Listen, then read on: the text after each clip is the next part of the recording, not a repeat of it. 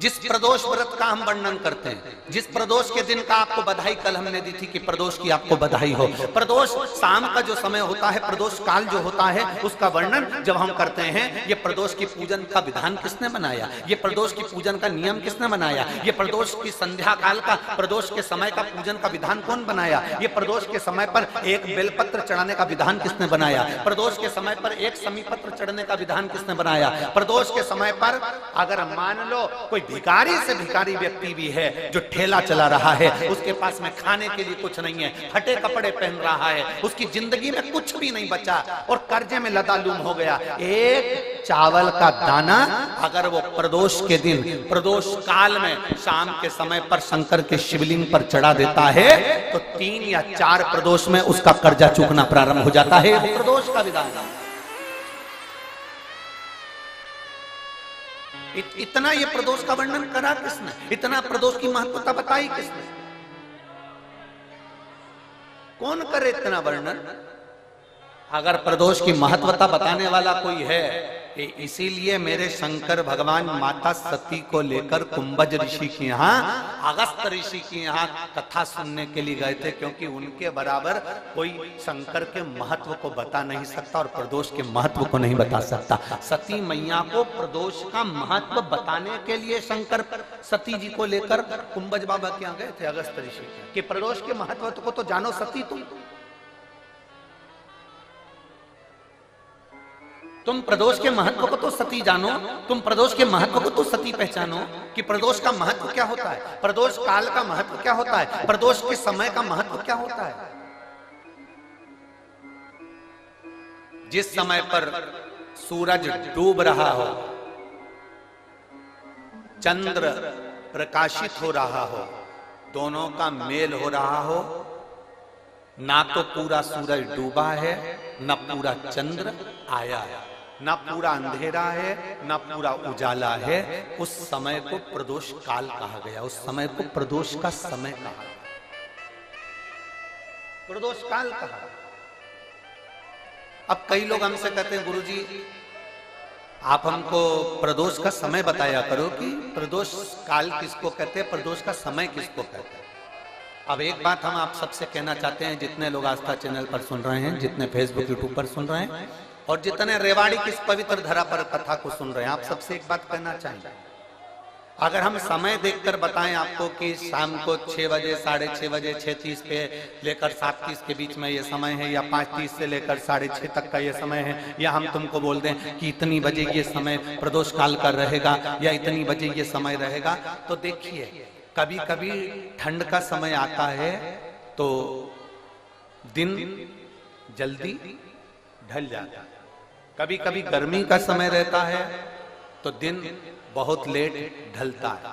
इसलिए समय की गणना से मत चलो, आप तो ये अंदाजा लगाकर रखो कि दिन ढल रहा हो,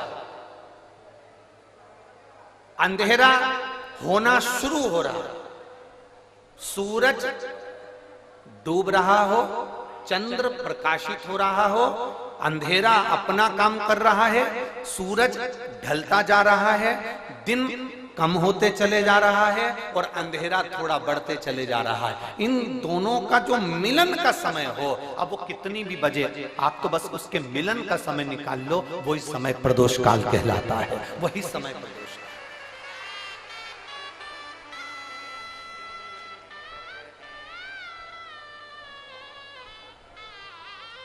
अब प्रदोष काल की पूजन का विधान किसने बनाया, कोई आपसे पूछे तो क्या बताओगे, जम के बोलो जल्दी से, कौन ने बताया था, अगस्त ऋषि।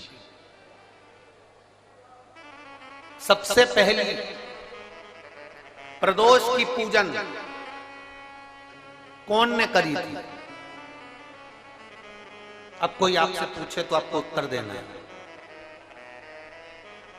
12 ज्योतिर्लिंग में से एक ज्योतिर्लिंग है ओमकारेश्वर। कौन सा ज्योतिर्लिंग है, सब बोलो, ओमकारेश्वर। विंध्य नामक पर्वत पर वो ज्योतिर्लिंग विराजमान।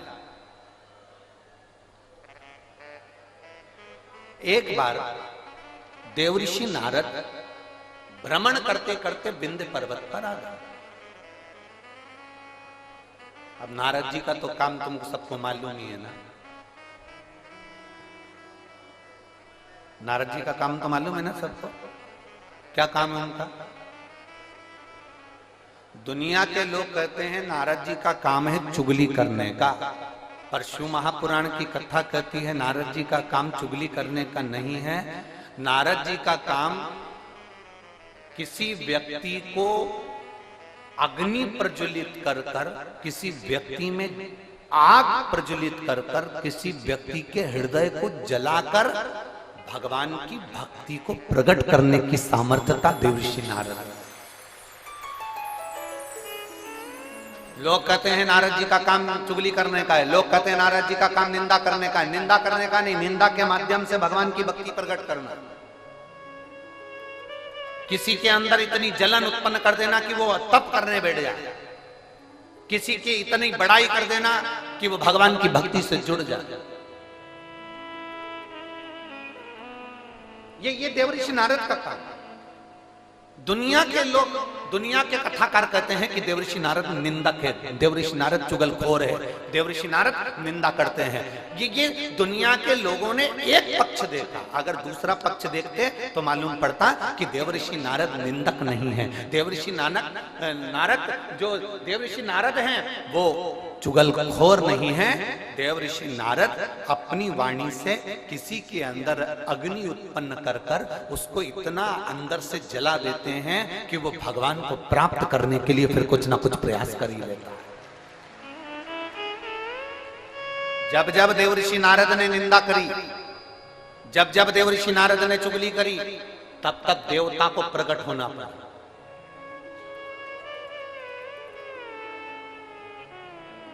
गए थे माता लक्ष्मी के पास में। देवर्षि नारद ने माता लक्ष्मी जी से कह दिया था, मैया बहुत भूख लग रही है, कुछ खाने का है क्या?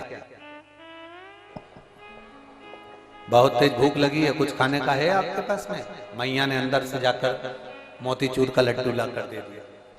नारद जी ने जो मोतीचूर का लड्डू खाया तो नारद जी ने कह दिया, मैया लड्डू तो अनसुईया जी के घर के थे, क्या जोरदार लड्डू बनाती है मैया, तुझे तो लड्डू बनाना भी नहीं आता लक्ष्मी मैया। अब तो लक्ष्मी जी को क्रोध आ गया। इतनी देर में नारद जी पहुंच गए पार्वती जी के यहाँ। पार्वती जी के यहाँ पहुंचते से कहा, मैया भूख लग रही है, भूख बहुत तेज है। पार्वती जी अंदर गई, उन्होंने आकड़िया की रोटी, काकड़िया की साग नारद जी को दे दी। नारद जी भोजन करते से बोले, मैया रोटी तो अनसुईया जी के घर की थी, क्या रोटी बनाती है, क्या रोटी। अब पार्वती जी का हृदय जल गया। थोड़ी देर बाद नारद जी ब्रह्मा जी के यहाँ पहुंच गए। ब्रह्माणी बैठी थी, ब्रह्माणी से कहा, मैया बहुत तेज भूख लग रही है। ब्रह्माणी अंदर गई, खीर बनाकर ला कर दे दी। नारद जी बोले, मैया खीर तो अनसुईया जी के घर की थी, क्या जोरदार खीर थी। अब तो तीनों देवियां इकट्ठी हो गई। मोहल्ले की 3 माताएं अगर एक जगह पर मिल जाए तो समझ लेना कि किसी ना किसी की बुराई चालू है, किसी ना किसी की निंदा चालू है। अगर ये तीनों एक जगह पर मिल गई है ना तो जरूर किसी ना किसी की निंदा चल रही है, किसी ना किसी की बुराई चल रही है, पक्का।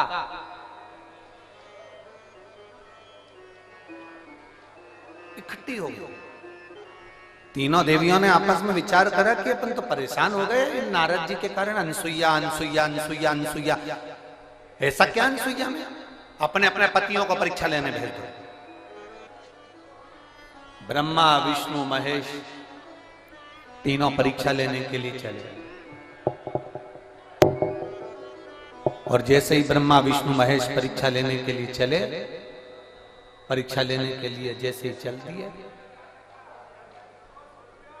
इतने में तीनों दरवाजे पर पहुंचकर भिक्षा मांग रहे हैं, माता भिक्षाम दे, माता भिक्षाम दे, माता भिक्षाम दे। अनसुईया जी बाहर निकल कर आई, और माता अनसुईया जब बाहर निकल कर आई और माता अनसुईया जी ने जो दर्शन किया, दर्शन करते से ही माता अनसुईया जी ने पूछा, देवताओं आपको क्या चाहिए? तो कि भिक्षा चाहिए। अनसुईया जी अंदर गई, पात्र में थोड़ी सी भिक्षा लेकर आई, अन्न का दान देने लगी। इतने देर में जब अन्न का दान देने लगी, तब उसी समय पर अनसुईया जी जब अन्न का दान दे रही थी, तब तीनों देवताओं ने खड़े होकर कह दिया, हमको भिक्षा ऐसे नहीं चाहिए,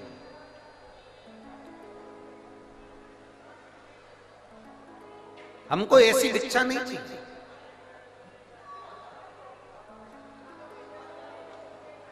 हमको ये भिक्षा नहीं,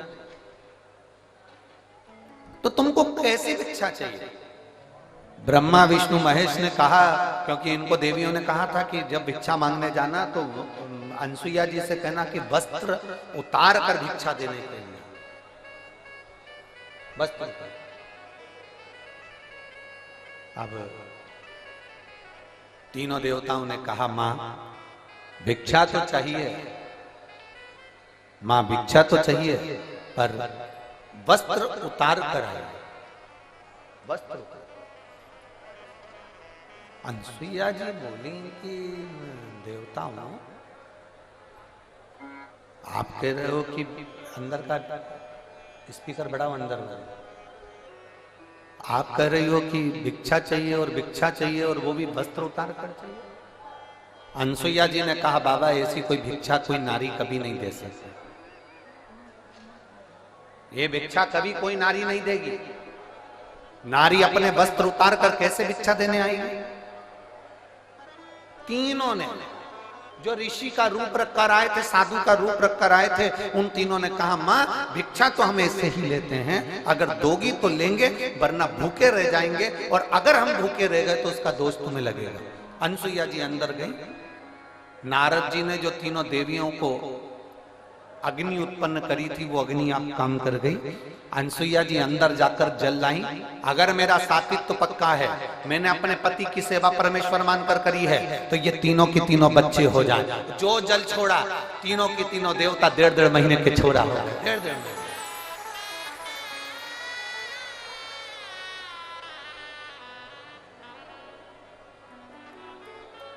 अंत ऋषि तो थे। अनसुईया जी ने विश्वकर्मा जी का ध्यान कर कर चंदन का पलना बनवाया, रेशम की डोरी लगवाई, तीनों देवताओं को उसमें विराजमान कर दिया, तीनों देवताओं को उसमें विराजमान कर दिया।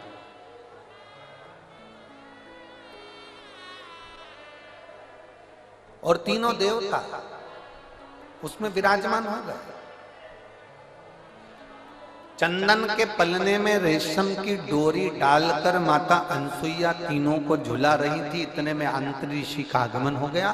अंतरी ऋषि ने पूछ लिया अनसुईया जी से कि ये किनके बच्चे हैं? अनसुईया जी तुरंत अंतरी ऋषि से कहती हैं, ये अपने बच्चे। अंतरी ऋषि ने कहा, अभी मैं स्नान करने गया था, तब तो एक भी नहीं था, और आया तो 3। अनसुईया जी बोली, भगवान जब देता है तो छप्पर फाड़ कर देता है।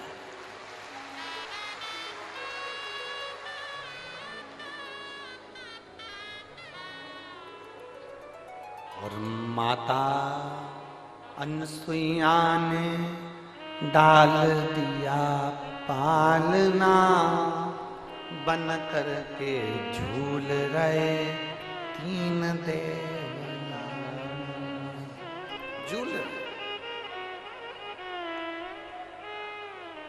अब नारद जी का काम देखिए।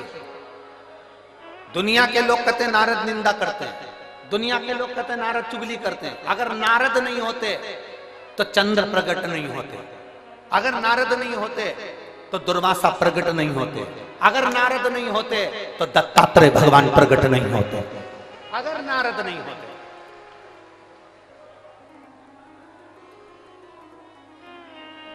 नारद जी चले, लक्ष्मी जी के पास में पहुंचे।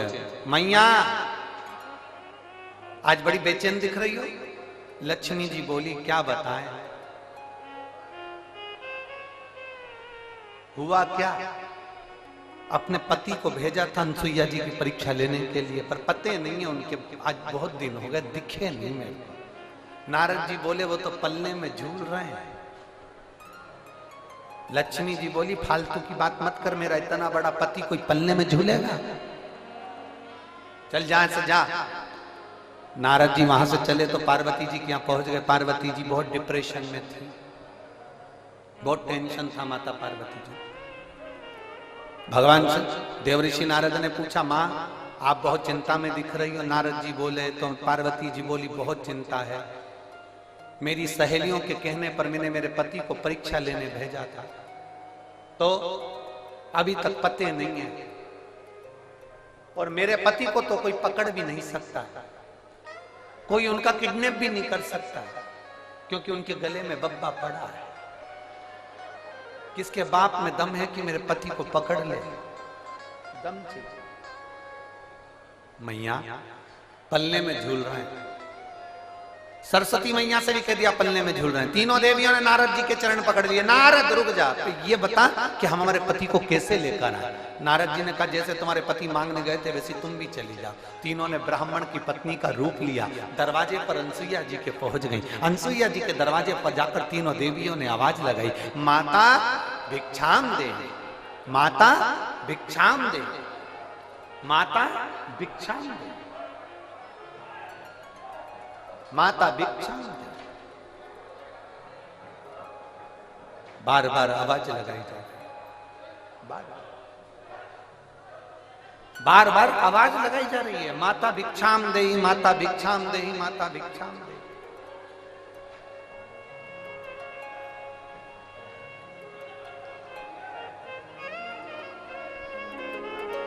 बार बार आवाज आई और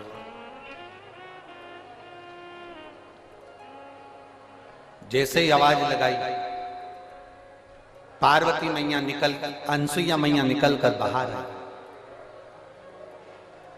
जो अनसुईया मैया निकल कर बाहर आती इतने में अंतरिक्षी ने आवाज लगाई, अनसुईया कहां जा रही हो?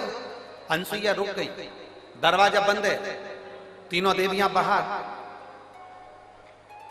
लक्ष्मी ने पार्वती से कहा, पार्वती जरा देखो तो अंदर अपने पति हैं भी कि नहीं है? पार्वती जी ने सरस्वती से कहा तुम अंदर झांक कर देखो पति अंदर है कि नहीं है।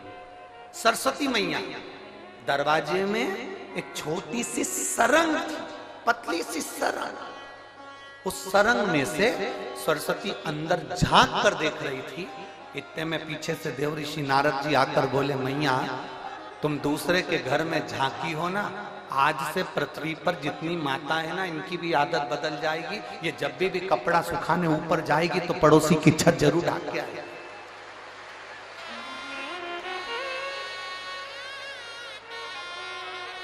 ए मैया,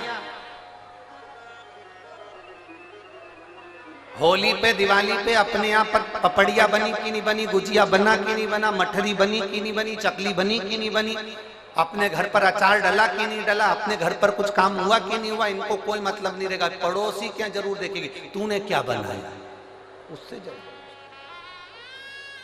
दिवाली पर अपने यहाँ रंगोली डली कि नहीं डली से मतलब नहीं है, पर पड़ोसी की यहाँ रंगोली जरूर देखेगी उसने कौन सी बना। क्योंकि माँ आप झांकी हो,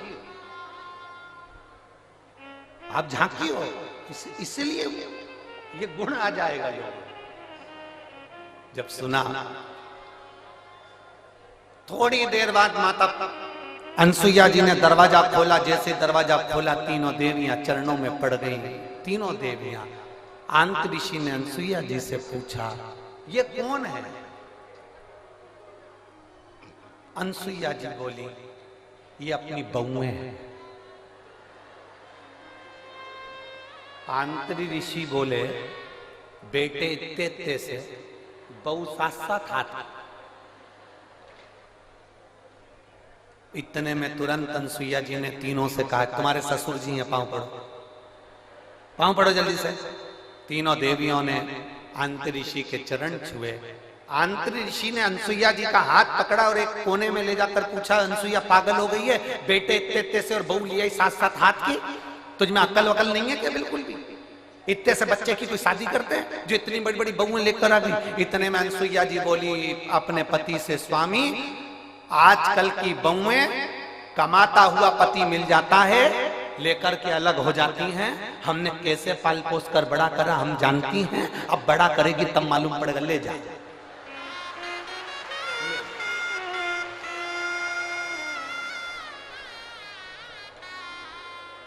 अब तीनों देवियां तीनों देवताओं को देखकर टेंशन में आ गई। लक्ष्मी जी बोली मेरा कौन सा है, और पार्वती जी बोली मेरा कौन सा है, सरस्वती जी की मेरा कौन सा है। तीनों एक एक बच्चे को उठाती हैं, घुमा घुमा के देखती हैं। बाबा हर माल 2 रुपया, जिसका जो अंश है उठा लो।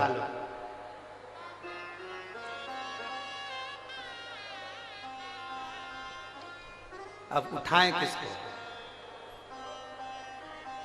लक्ष्मी जी सबसे पहले बोली कि देखो सबसे पहले मैं विद्वान भी हूं और चतुर भी हूं, और मैं अपने पति को छांट सकता हूं।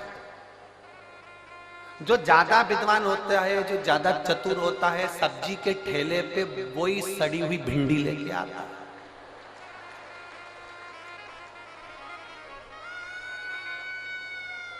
काना बैंगन जो ज्यादा समझदारी दिखाता है ना, वही लाता, वही छाट छाट के अलग अलग रखती जाएगी, रखती जाएगी, रखती जाएगी। सब्जी वाला इससे ज्यादा चतुर होता है, उसने कर रख ले तू अलग, छाट छाट के रख। इसने जैसी अलग छाट के रखा, थैली में भरा, भरने के बाद थैली इधर बाजू में रख दी, और जो सड़ा हुआ था उसकी थैली उसके हाथ में टिका दी।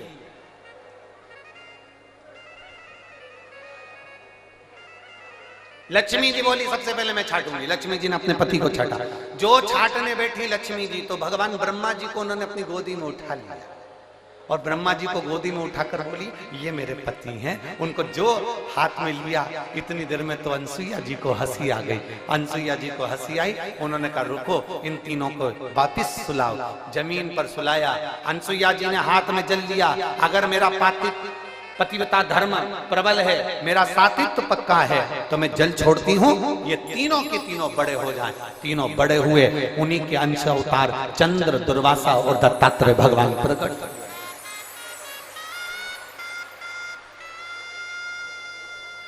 उन्हीं के अंश। और महाराज दुनिया के लोग कहते हैं कि देव ऋषि नारद चुगली करते हैं, देव ऋषि नारद निंदा करते हैं, देव ऋषि नारद बुराई करते हैं। नहीं, देव ऋषि नारद देवता को प्रकट करने के लिए, भक्ति को प्रकट करने का कार्य करते हैं, और वो देव ऋषि नारद ने किया।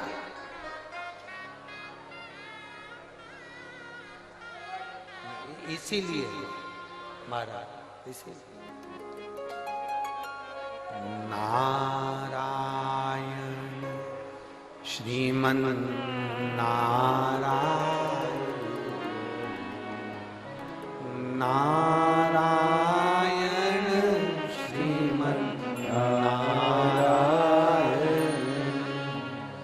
नारायण श्रीमन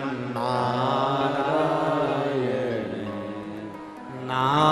नारायण श्रीमन नारायण, नारायण श्रीमन नारायण, नारायण श्रीमन नारायण, लक्ष्मी नारायण सत्यनारायण, नारायण हरि नारायण, लक्ष्मी नारायण सत्यनारायण, नारायण हरि नारायण, बोलो नारायण श्रीमन नारायण, नारायण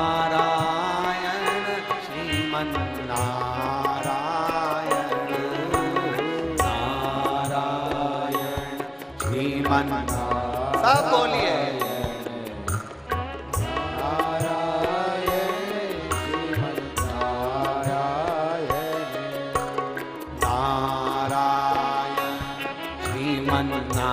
नारायण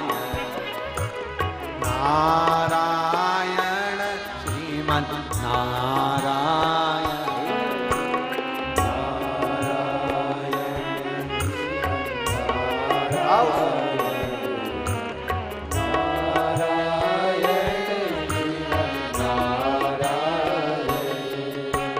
लक्ष्मी नारायण सत्यनारायण नारायण हरि नारायण। लक्ष्मी नारायण सत्यनारायण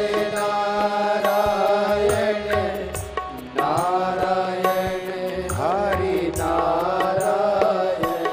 ओ लक्ष्मी नारायण सत्यनारायण नारायण हरि नारायण। लक्ष्मी नारायण सत्यनारायण नारायण हरि नारायण। श्रीमन्नारायण श्रीमन्नारायण नारायण श्रीमन्नारायण।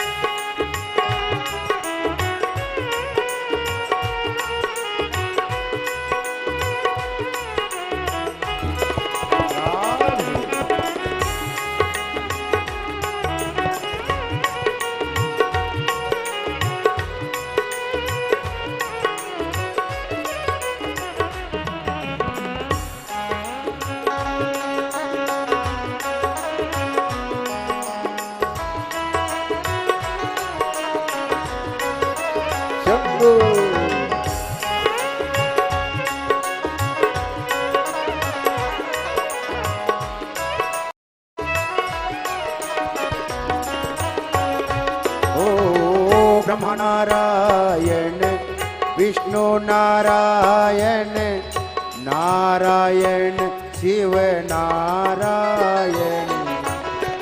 ब्रह्म नारायण विष्णु नारायण नारायण शिव नारायण।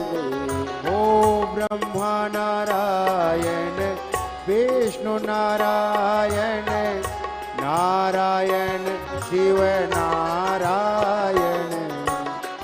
ब्रह्म नारायण शिव नारायण नारायण शिव नारायण।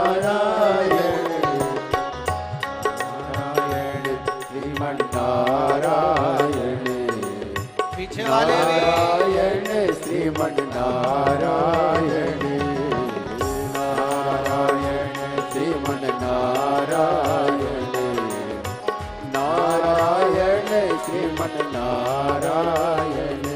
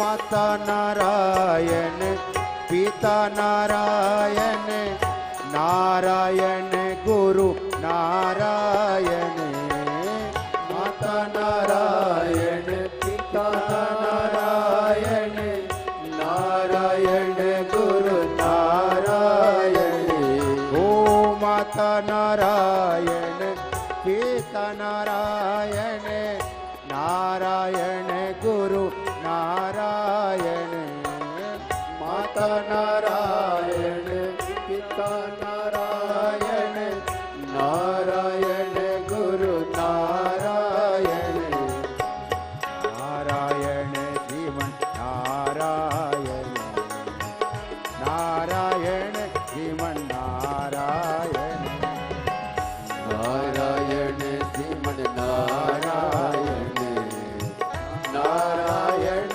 श्रीमन नारायण नारायण श्रीमन नारायण नारायण श्रीमन नारायण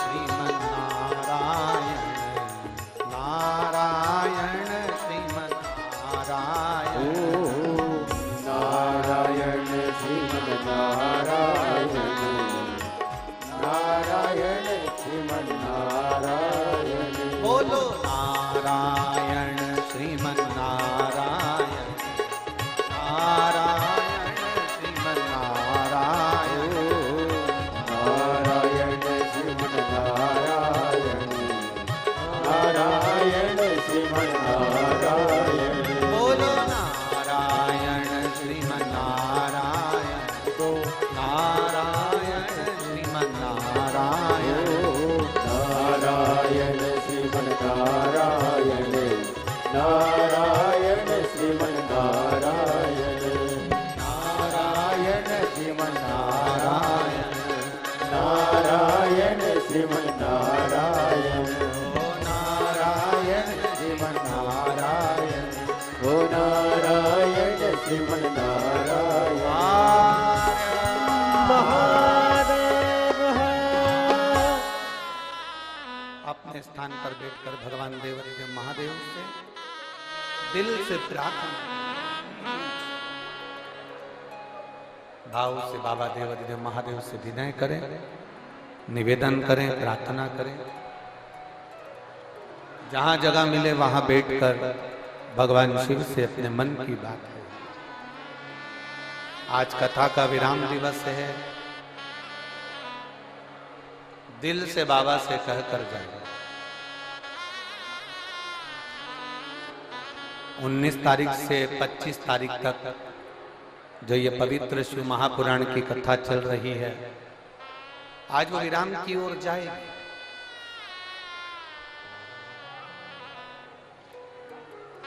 1 अप्रैल से 7 अप्रैल तक मनासा नीमच जिले में 1 बजे से 4 बजे तक कथा टीवी पर आई। उस कथा का नाम है बेलपत्र शिव महापुराण की कथा। एक एक बेलपत्र का महत्व उस कथा में अपन जानेंगे और उस कथा में अपन समझेंगे कि बेलपत्र की महत्वता क्या है।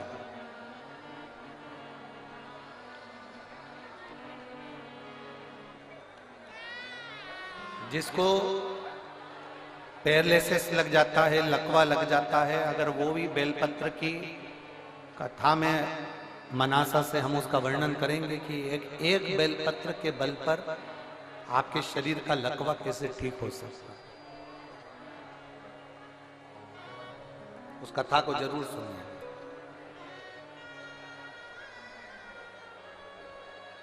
दिल से सब प्रार्थना करें, भाव से बैठकर। जिनको श्री शिवाय नमस्तुभ्यम आता है वो उच्च स्वर में यहाँ तक आपकी आवाज पहुंचे, इस भाव से बोले।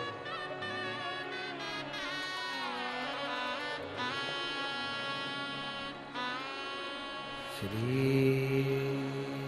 शिवाय नमस्तुभ्यम, श्री शिवाय नमस्तुभ्यम,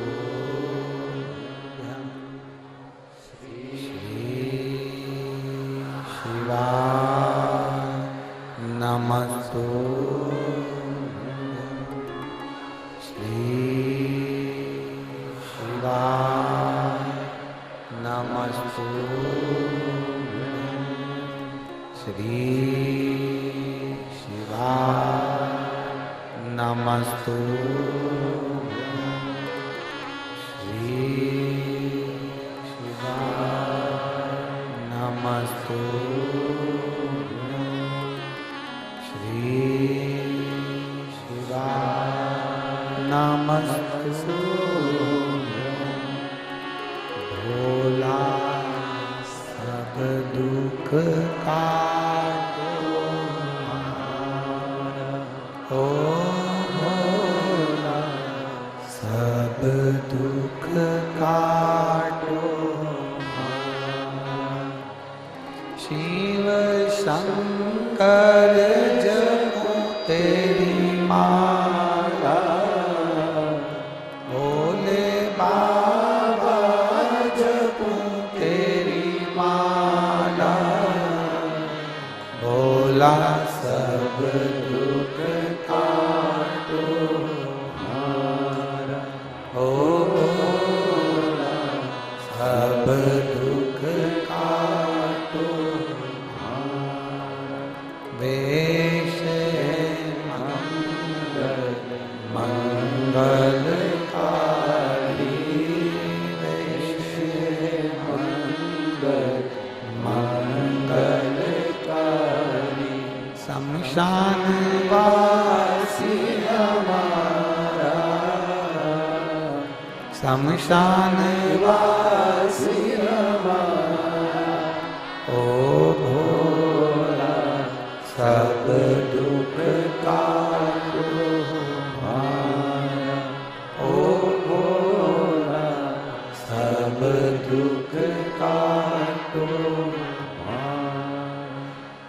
शिव कथा कह रही है, भगवान शंकर का संवाद कह रहा है, शिव महापुराण की कथा कह रही है। देवऋषि नारद विंध्य पर्वत के पास में जाकर कहते हैं, विंध्य तुझ में और सुमेरु पर्वत में बहुत अंतर है। विंध्य तू इतना विशाल नहीं है जितना सुमेरु पर्वत विशाल है। अब विंध्य पर्वत को तो क्रोध आ गया। जब विंध्य पर्वत को क्रोध आया तो विंध्य पर्वत ने विचार करा कि अब कुछ भी हो जाए, मुझे इतना ऊंचा बनना है, इतना ऊंचा बनना है कि देवता तक मेरा पर्वत की श्रृंखला पहुंच जाए। अब मुझे इतना ऊंचा जाना है, अब मुझे इतना ऊंचा पहुंचना। विंध्य ने अपना विस्तार करा, सुमेरु पर्वत से भी ऊंचा विंध्य पर्वत पहुंच गया।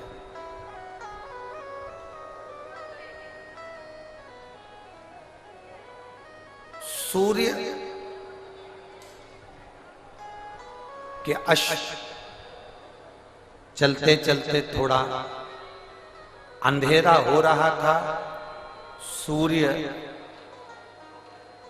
अपना प्रकाश कम कर रहे थे और उस समय पर जाकर सूर्य के अश्व को विंध्य पर्वत के घोड़ों ने, विंध्य पर्वत के शिखर ने सूर्य के घोड़ों को रोक दिया, अश्व को रोक दिया। बहुत सावधानी से सुनना, यह कथा अभी तक हमारे मुखाग्रविंद पर कभी नहीं आई, परंतु ये प्रदोष की सबसे पहली पूजन, प्रदोष काल में सबसे पहली पूजन प्रदोष की कौन ने करी थी और कब करी गई थी, वो कथा चल रही। यदि कोई आपसे पूछेगा तो आप भी बता सकते हो कि हमने ये कथा ऐसे ऐसे प्रदोष की श्रवण करी।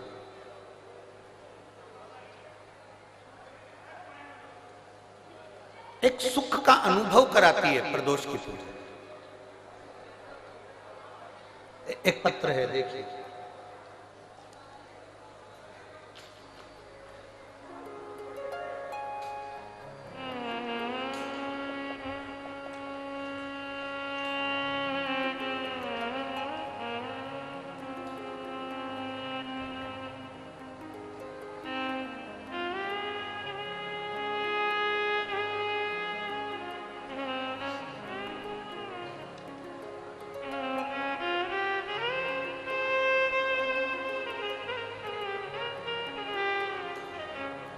मेरा नाम अंशु, मैं अंशु हूं। मैं गाजियाबाद उत्तर प्रदेश की रहने वाली हूं। कहीं बैठी हो तो हाथ हिला सकती हूं। मेरा नाम अंशु है, आशु है। मैं गाजियाबाद उत्तर प्रदेश की रहने वाली हूं। कहीं बैठी हो तो हाथ हिला सकती हूं। उत्तर प्रदेश गाजियाबाद से आई हूं।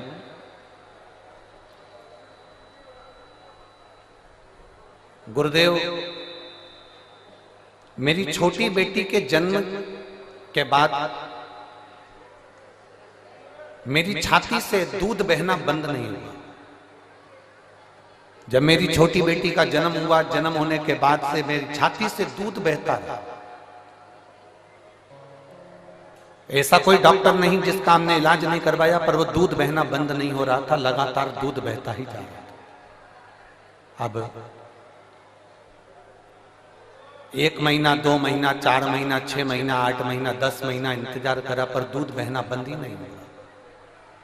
तब हमने दिल्ली के एम्स हॉस्पिटल में जांच कराई और जांच में मालूम पड़ा कि मेरी छाती में कैंसर हो गया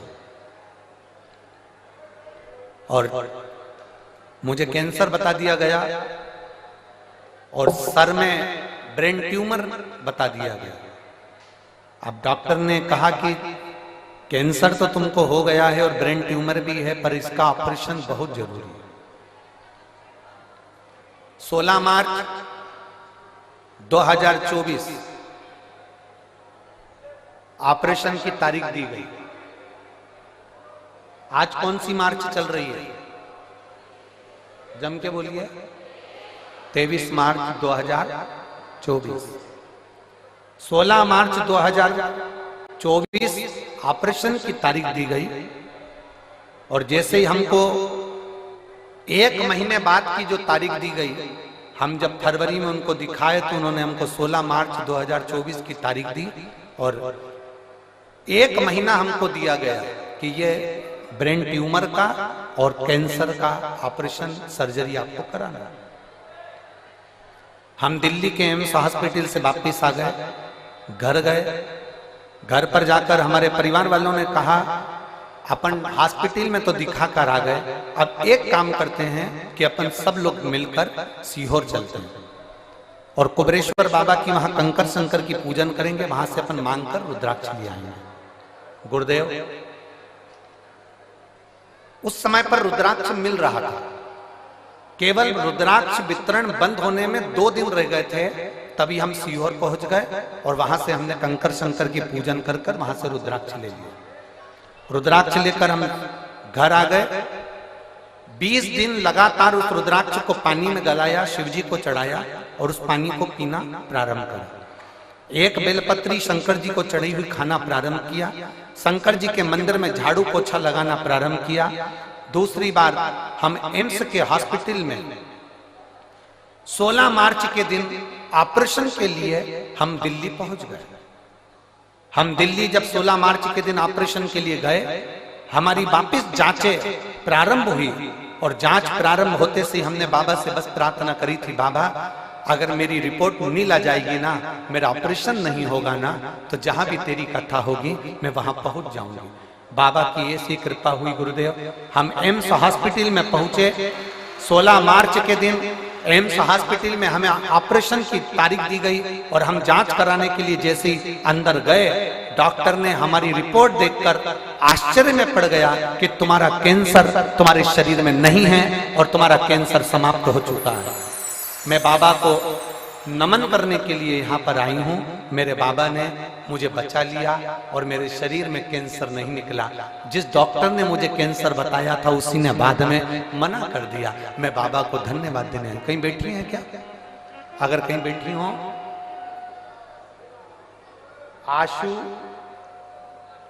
नाम है इनका, गाजियाबाद उत्तर प्रदेश की रहने वाली हैं, जिनका मोबाइल नंबर ये है। शिव तत्व। एक पत्र और है।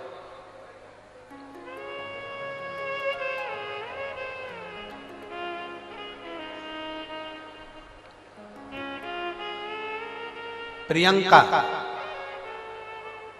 जिला बिजनौर, ग्राम झीरन के रहने वाली हूं। प्रियंका जी कहीं बैठी हो तो हाथ हिला सकती हैं। प्रियंका, मेरा नाम प्रियंका है, मैं जिला बिजनौर, ग्राम झीरन की रहने वाली हूं। कहीं बैठी हो तो हाथ हिलाइए।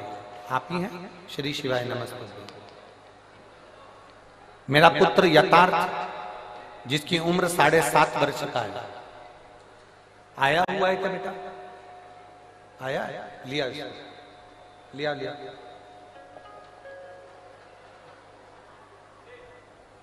मेरा पुत्र यथार्थ 7.5 वर्ष का है। 6 मार्च 2023 को अचानक स्कूल में इसको उल्टी होने लगी और स्कूल में जब उल्टी होने लगी तो हमने नजदीक के हॉस्पिटल में भर्ती कराया। जांच में पता लगा कि बच्चे की पित्त की थैली में पथरी है और हम पेन क्रिया में सूजन है, जिसके कारण बच्चे को पेन क्रिया का अटैक हुआ है। यह देखते हुए हमने डॉक्टर को बच्चे को देहरादून हायर सेंटर के लिए रेफर कर दिया।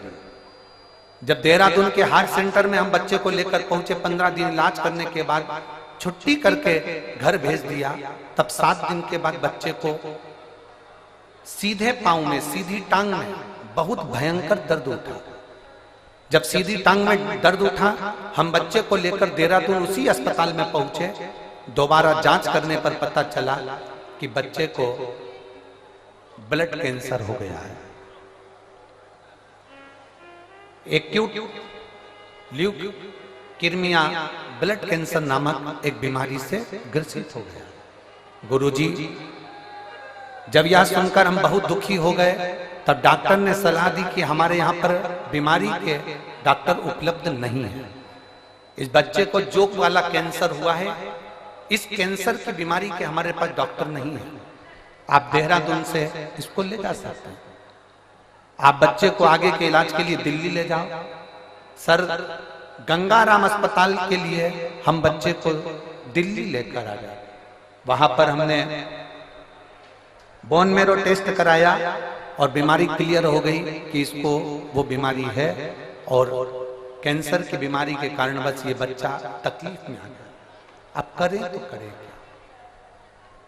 डॉक्टर ने कहा दवाई देकर देखते हैं, अगर ठीक हो जाए, थोड़ा बहुत अंतर आ जाए तो ठीक है, नहीं तो ये बीमारी, इसको जो कैंसर हुआ है इसका इलाज सरल नहीं है। बच्चे की स्थिति में सुधार होना बहुत कठिन हो गया। जब बच्चे की स्थिति में सुधार नहीं आया, तब हमने पशुपतिनाथ का व्रत करना प्रारंभ करा। और पशुपतिनाथ का व्रत करते करते ही बच्चे को ना जाने कितनी समस्याएं सामने आकर खड़ी हो गई। कहीं उसका बीपी गड़बड़ हो रहा है, कहीं उसका दिमागी दौरा पड़ने लगा, शुगर का लेवल गड़बड़ हो गया, उसको डेंगू हो गया। पशुपति व्रत तो चल ही रहे थे गुरुजी, और उसके साथ में बच्चे को ये तकलीफें और बढ़ गई। अब करे तो करे क्या? इतने घबरा गए। हमने सोचा था कि बच्चे को पशुपति व्रत करेंगे तो थोड़ा सा रोग समाप्त होगा, पर इसको तो बीपी भी हो गया, दिमागी दौरा भी गड़बड़ हो गया, शुगर का लेवल भी गड़बड़ हो गया, डेंगू भी हो गया, और इसको बार बार हॉस्पिटल में भर्ती कराना पड़ रहा था। पर हिम्मत नहीं हारी गुरुदेव। आप कहते हो ना, बाबा कुछ ना कुछ अच्छा जरूर करेगा और बाबा जरूर सुनेगा। हमने फिर वापिस पशुपति व्रत करा, और व्रत करते करते हम सीहोर चले गए, और सीहोर जाकर कुबेरेश्वर धाम का रुद्राक्ष लेकर आए, और वहां से कंकर शंकर की पूजन कर कर एक कंकर को उठा लाए। हम रुद्राक्ष गलाकर शंकर जी पर जल चढ़ा देते, बेलपत्री बच्चे को खिला देते।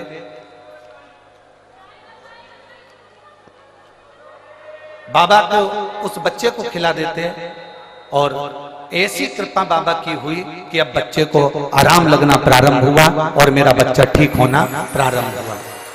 गुरुदेव, बाबा की कृपा से बाबा ने ठीक करा है, और एक बेलपत्र अगर व्यासपीठ की मिलेगी तो मेरा बच्चा और भी ठीक होगा। ये मैं बाबा से प्रार्थना करने आया। शिव तत्व और खाली ना जाता कोई कर से तुम्हारे, खाली न जाता कोई दर से तुम्हारे। मैं भी खड़ी हो नदी बाहे पसारे, अपने हृदय से लगा लो गिरा जा रहा हूँ, उठा लो भोले अपने दर से अब तो ना डालो, गिरा जा रहा हूँ, उठा लो।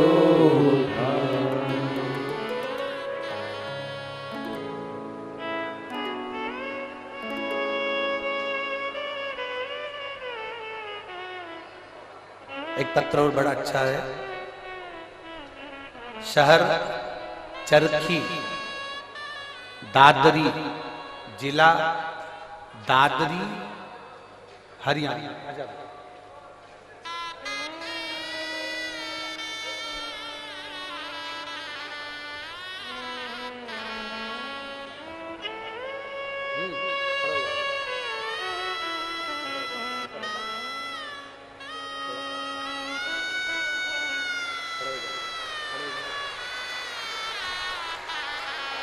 ठीक है शंभू बोलो श्री शिवाय श्री शिवाय नमस्ते।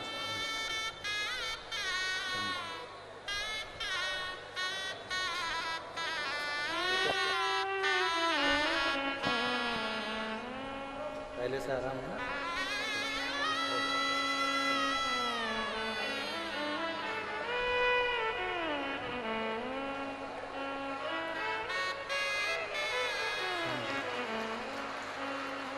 शहर चरखी, दादरी जिला दादरी हरियाणा, नाम ओमपति, फोन नंबर मेरा ये है। कहीं बैठी हो तो हाथ हिला सकते हैं, कहीं बैठे हो तो हाथ हिला सकते हैं। आप ही ने लिखा है, एक बार हाथ हिला दो। श्री शिवाय नमस्ते।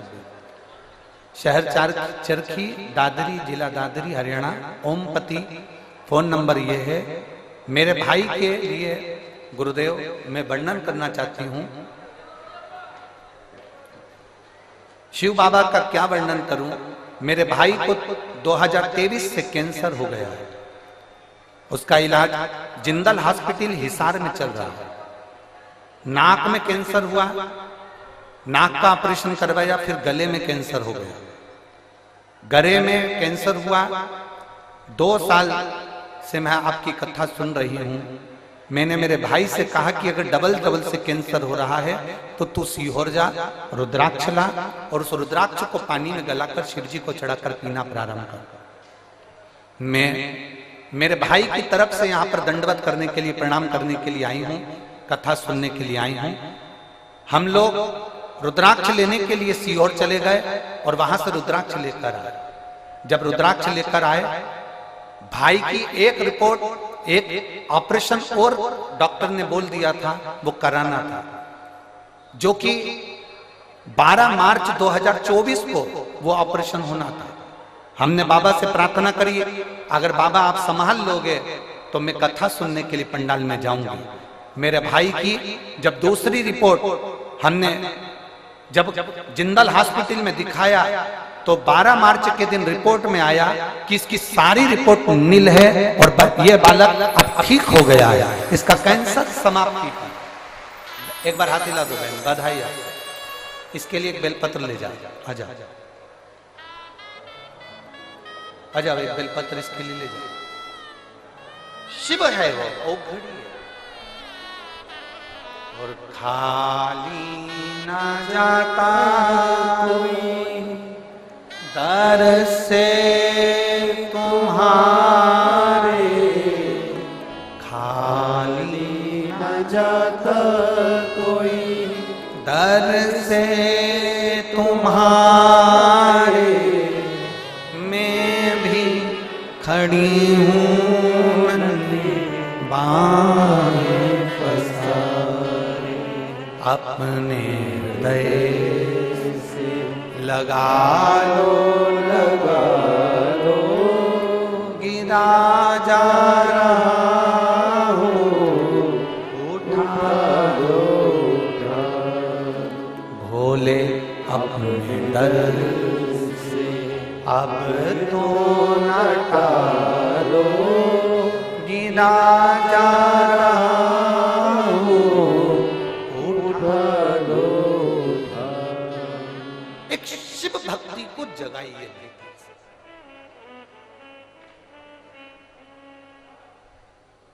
एक लोटा जल सारी समस्या का हल है। जिस दिन विश्वास से, भरोसे से, दृढ़ता से आप शंकर जी के मंदिर में एक लोटा जल चढ़ाने लगोगे, भरोसा रखकर जिस दिन बेलपत्र को खाने लगोगे,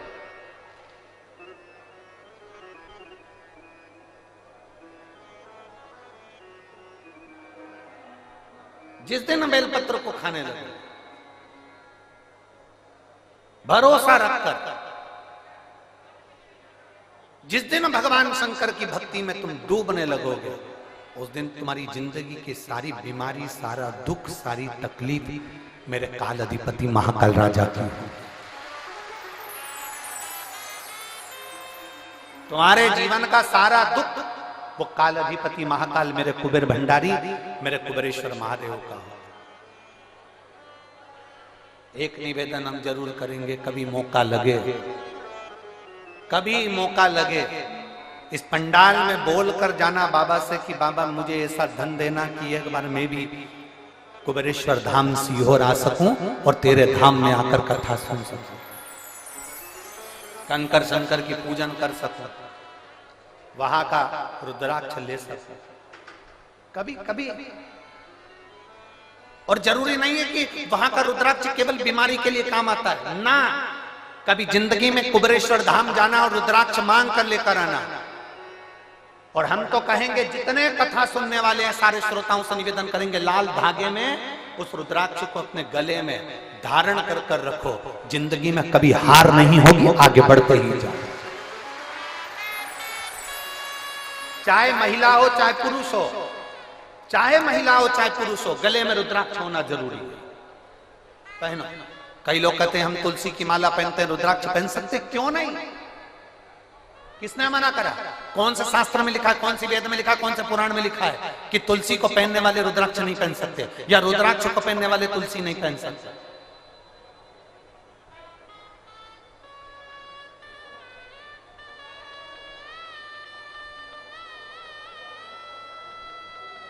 तुलसी यदि नरक से छुड़ाकर वैकुंठ भेज सकती है, तो रुद्राक्ष रोग से मुक्त कराकर तुम्हें अपने हॉस्पिटल से घर भेज सकता है। एक रुद्राक्ष, और वो रुद्राक्ष नहीं है, वो मेरा शंभु है, वो मेरा शंकर, मेरा ओघड़ी, मेरा त्रिकालदर्शी, मेरा कैलाशी, मेरा विनाशी।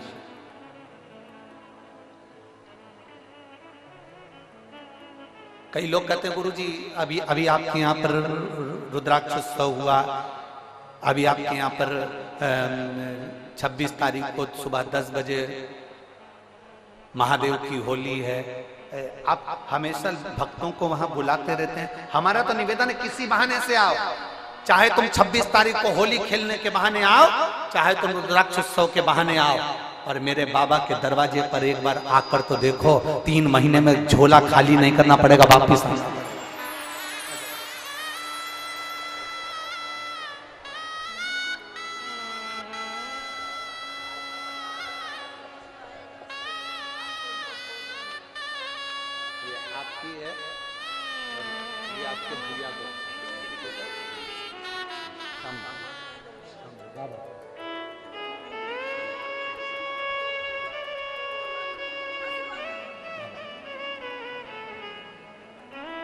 एक बार आप किसी भी बहाने से पर कुबेर भंडारी के दरवाजे पर आओ। अगस्त बाबा तो काशी में निवास कर रहे हैं, देवऋषि नारद ने लगा दिया, विंध्याचल पर्वत ने अपनी आकृति बढ़ाई, सुमेरु से ऊंचा होने के लिए सूर्य नारायण भगवान का रथ रुक गया, दिन ढल रहा था, अंधेरा हो रहा था, उसी समय पर सूर्य के रथ रुक गया। समझ में नहीं आ रहा सूर्य देवता को करूं क्या। वो प्रदोष काल था, वो प्रदोष का समय था, वो प्रदोष की घड़ी थी, वो प्रदोष का पल था, जिस समय पर सूर्य ढल रहा था और रात्रि हो रही थी। दोनों का मिलन होते समय अश्व रुक गए। विंध्य पर्वत ने सूर्य के अश्वों को रोक दिया, आगे नहीं बढ़ पा रहे थे। सूर्य करे क्या? तब सूर्य देवता ने एक बच्चे का रूप रख लिया।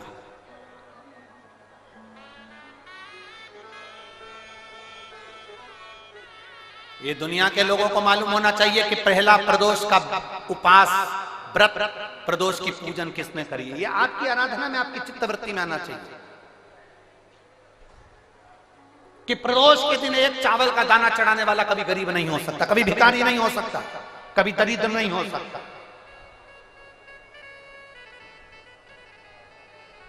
जब तक मालूम नहीं होना तब तक आप भटको। और जिस दिन तुम्हारा विश्वास शिव महापुराण पर हो जाए ना, जिस दिन तुम्हारा विश्वास शंकर जी की कथा पर हो जाए, और इतनी लाखों की संख्या में आप लोग आए हो, लाखों की संख्या में आप लोग आए हो, और करोड़ों की संख्या में लोग टीवी पर कथा सुन रहे हैं, करोड़ों की संख्या में, देश और विदेश में। एक निवेदन करूंगा, पूरे जितने चैनल वाले कथा सुन रहे हैं और जितने यहां कथा सुन रहे हैं, अगर शंकर की कथा पर विश्वास है ना, बाबा की कथा पर अगर भरोसा है, एक लोटा जल और एक बेलपत्री पर भरोसा है, प्रदोष काल में लगाए गए घी के दिए पर भरोसा है, बेलपत्री के वृक्ष के नीचे लगाए गए दिए पर भरोसा है, एक चावल के दाने पर अगर भरोसा है ना, तो ये विश्वास के साथ कहता हूं, 6 महीना 8 महीना साल 2 साल में आपके पास में बाबा इतना भंडार भर देगा कि आप विश्व महापुराण के यजमान बनोगे। आप भी ये शिवपुराण का हम सुनील जी को धन्यवाद दे रहे थे कल भी, कि सुनील जी, और सुनील जी कह रहे थे गुरु जी ऐसा आशीर्वाद दे दो कि हर साल 2 साल में कथा करवाते रहे।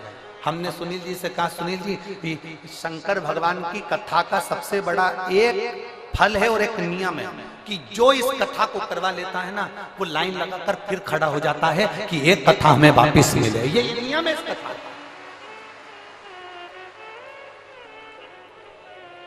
भटिंडा पंजाब में अमरजीत सिंह जी ने कथा करवाई, वो 2 बार खबर कर चुके कि वापस कथा दो हमारे पंजाब के लिए। अभी कथा कर आए सिरसा तारा बाबा की कुटिया में, वहां कांडा परिवार ने कथा करवाई, उन्होंने फिर आकर कह दिया कथा दीजिए।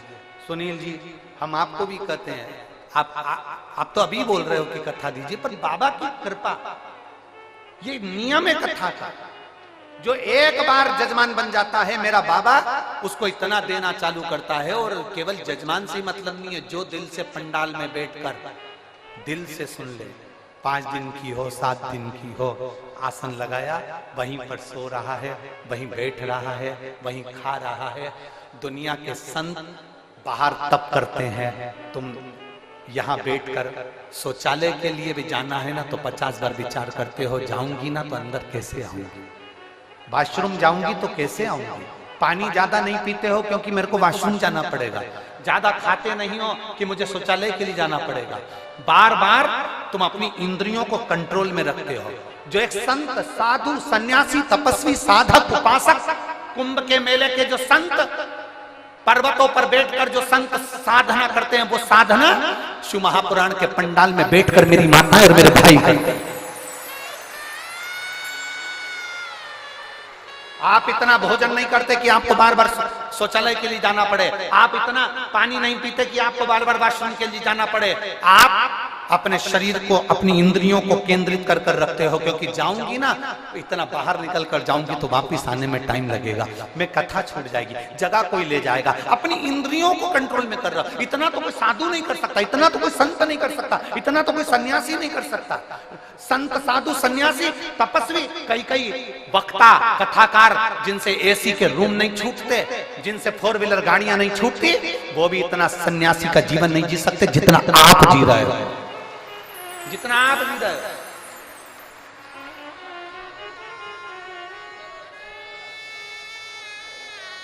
एक संत का भाव है आपका। गर्मी लग रही है, टेंट हिल रहा है, हवा चल रही है, टेंट उखड़ रहा है, पाइप गिर रहे हैं, कहीं कुछ प्रॉब्लम चल रही है, और उस बीच में तुम्हारा विश्वास, 5 दिन के लिए रेवाड़ी आई हूं, मेरे बाबा के भरोसे आई हूं, मेरा बाबा तेरे दरवाजे पर मैं आई हूं ना मेरे कुबेर भंडारी, तो मेरे दरवाजे पर तू भी आएगा, ये मेरा विश्वास लेकर आए, ये मेरा विश्वास। और हो भरोसा दृढ़,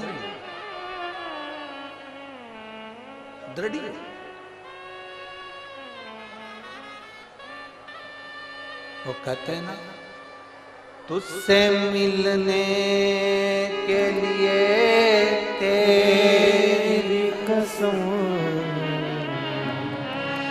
ये मेरे बाबा से मिलने का ये केंद्र बिंदु है शिव पुराण की कथा। ओम मेरे भोले तेरा सहारा है,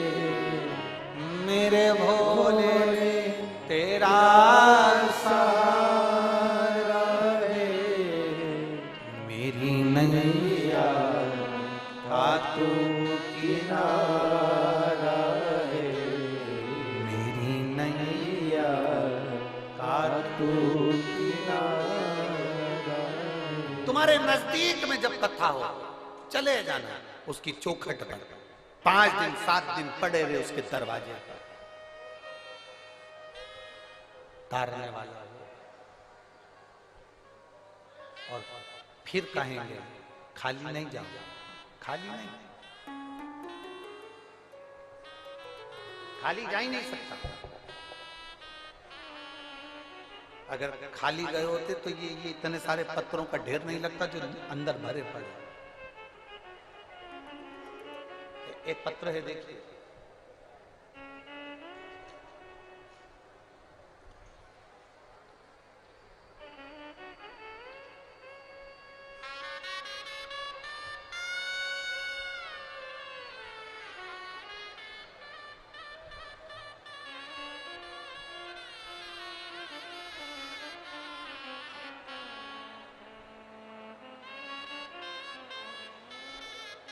विष्णु कुमार मिसोदिया, मैं धोबी समाज से हूं।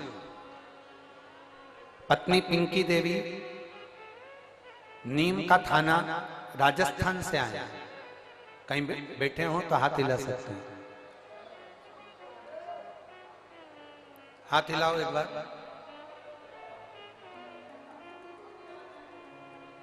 कहीं बैठे हो तो हाथ हिला सकते हैं, दिख गए? ऐसा हाथ हिला तो दिख जाओ। हाँ ठीक है, दिख गया, दिख गया, ठीक है। वो वाले पंडाल में, हाँ दिख गए, ठीक है।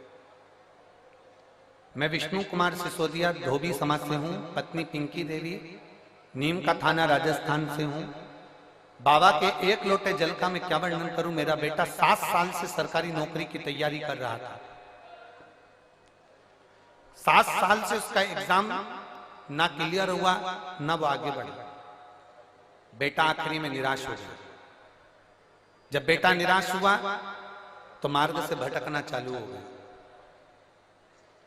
तब मैंने अपने बच्चे से कहा कि तू सीहोर वाला महाराज कथा कहता है, आस्था चैनल पर आती है, उसकी कथा सुना कर।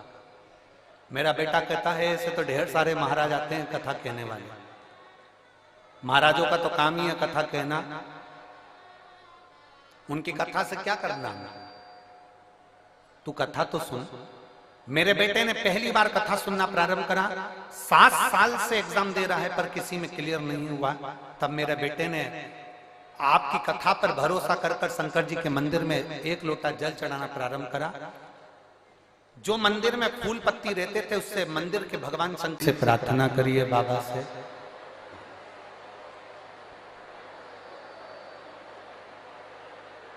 जहां जगह मिले वहां बैठकर भगवान शिव से अपने मन की बात भाव के साथ बैठकर बोलिए। जितने कार्यकर्ता खड़े हैं वो भी बैठकर प्रार्थना करें, क्योंकि बार बार कोई रेवाड़ी में कथा तो हो नहीं रही। बाबा ने मौका दिया है, बैठकर प्रार्थना करें विनय करें।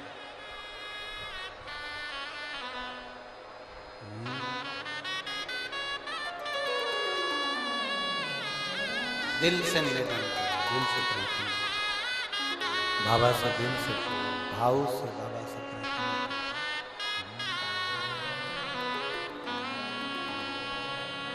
श्री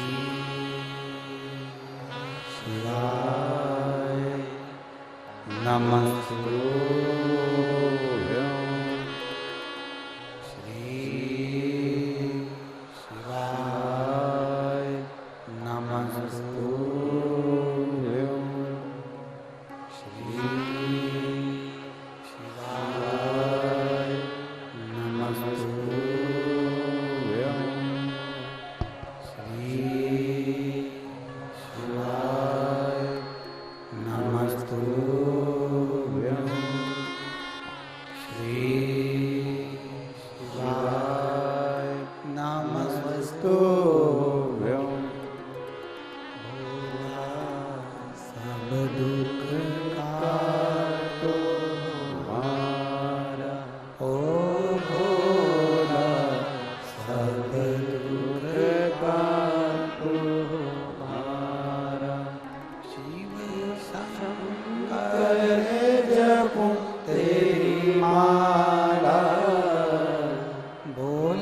बाबा जपूं तेरी माला, भोला सब दुख काटो हारा। ओ भोला सब दुख काटो हारा। वेश मंगल मंगलकारी, वेश मंगल मंगलकारी। शमशान वासी हमारा, शमशान वासी हमारा। ओ भोला सब दुख काटो हारा। ओ भोला सब दुख काटो हारा। शिव कथा कर रही है, भगवान शंकर का संवाद कर रहा है, शिव महापुराण की कथा कर रही है, भगवान देवाधिदेव महादेव का चरित्र कर रहा है। विंध्य ने सूर्य भगवान जब अस्त हो रहे हैं, अंधेरा छा रहा है, प्रकाश कम हो रहा है, तब विंध्य ने अश्व को रोका और सूर्य नारायण बालक का रूप रखकर काशी चले। एक बच्चे का रूप रखकर भगवान, एक बच्चे का रूप रखकर काशी में चले गए, जहां पर अगस्त ऋषि बैठकर भगवान शंकर की आराधना कर रहे हैं।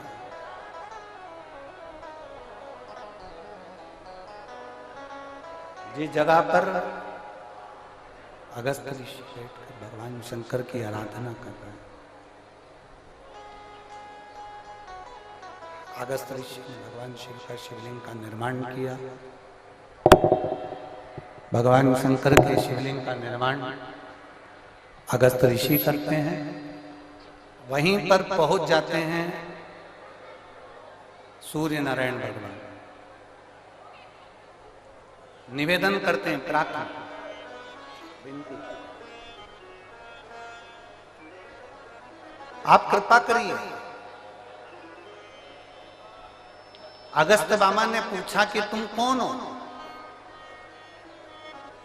भास्कर देव सूर्य नारायण बच्चे का रूप रखे हुए थे, तो वो अपने असली स्वरूप में प्रकट होकर कहते हैं, मैं सूर्य नारायण।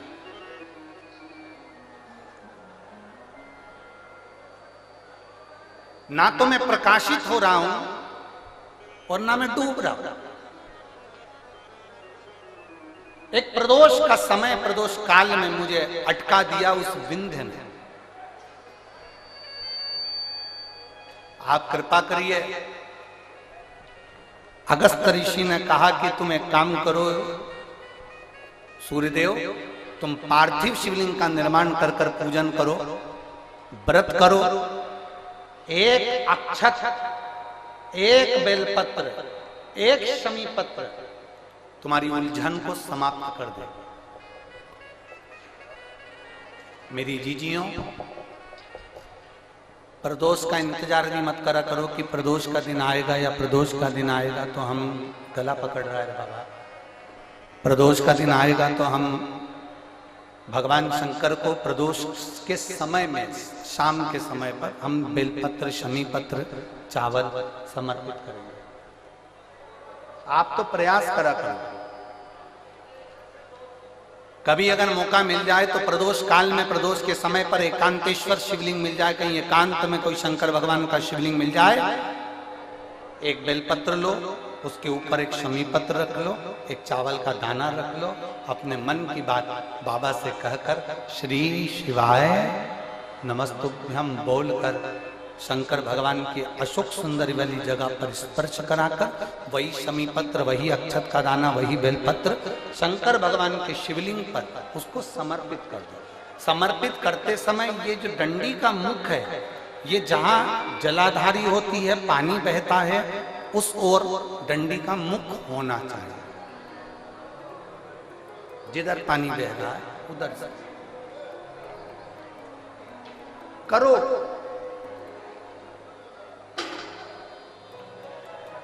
प्रदोष काल में करी गई आराधना,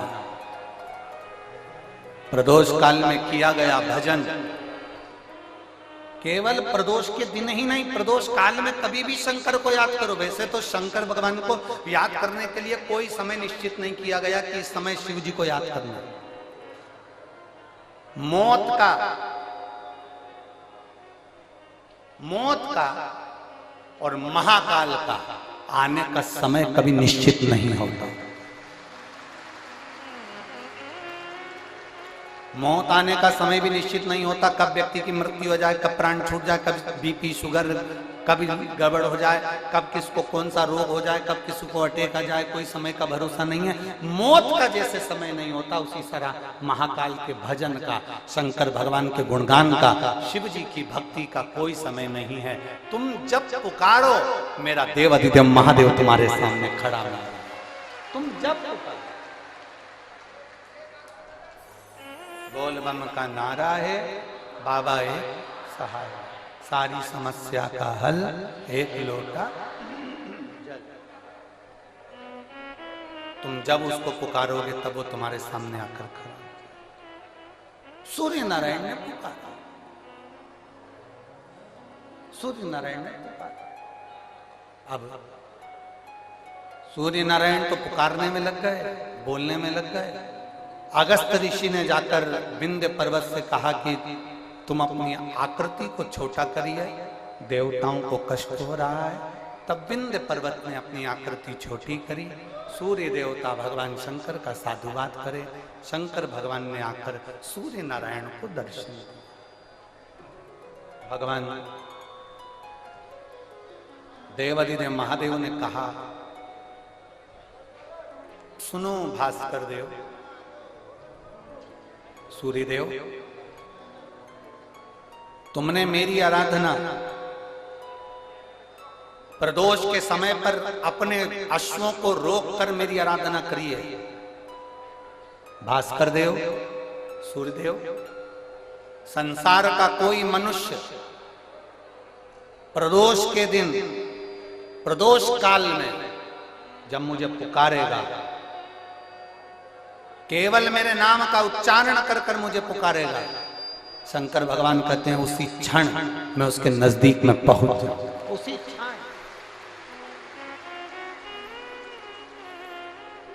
अकाल मृत्यु वो मरे जो काम करे चंडाल का, काल उसका क्या बिगाड़े जो भक्त हो महाकाल।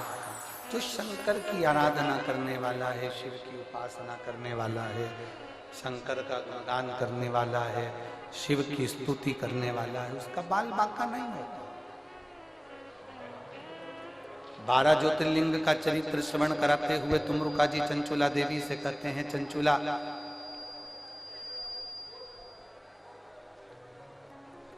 प्रथम सोमनाथ जी का वर्णन करते हुए कहा, चंद्र को काया का रोग हो गया था जिसको देवाधिदेव महादेव ने मुक्त किया। दूसरा वर्णन आता है मल्लिकार्जुन का, कार्तिकेय बाबा रुष्ट होकर चले जाते हैं। रुष्ट कार्तिकेय बाबा को मनाने के लिए शंकर पार्वती जी ने मनाया, तो भगवान षडानंद कार्तिकेय को मनाने के लिए पहुंचे तो मल्लिकार्जुन के रूप में पूजा। दूषण नाम के राक्षस का संहार कर कर भगवान शंकर महाकाल बनकर प्रकट कर।